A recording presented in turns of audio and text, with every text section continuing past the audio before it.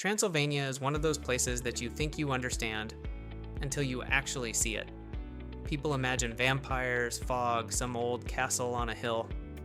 But the real Transylvania, it's something completely different and honestly, way more fascinating. The first thing you notice is how quiet everything feels. Not in a creepy way, in a surreal, almost unreal way. The mountains surround you like a giant natural wall, and the villages sit in these wide green valleys that look untouched for centuries. There are places here where the morning fog is so thick it feels like you're walking through a dream. And that's not just poetic talk. Transylvania is one of the most forested regions in all of Europe. 60% of Europe's brown bears live here. That's how wild this land still is. You drive 20 minutes out of any city and boom, nature swallows you whole.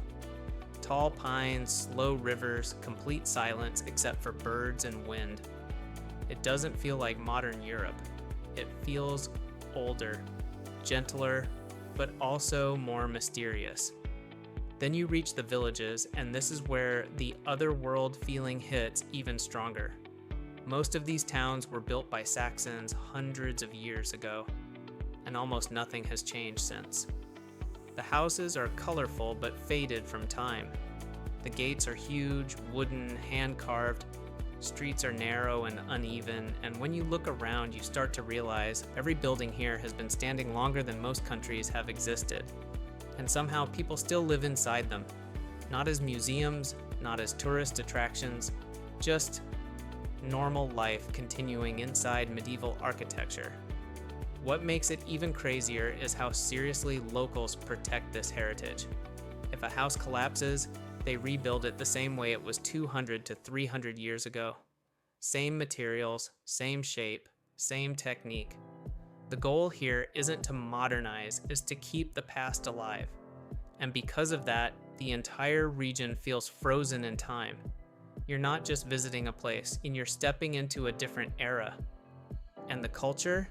It's like three worlds blending together, Romanian, Hungarian, and Saxon. Every village has a slightly different story, slightly different food, slightly different traditions. Some places still celebrate festivals that started in the Middle Ages.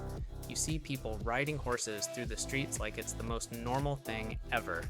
Not for tourists, not for content, just real life.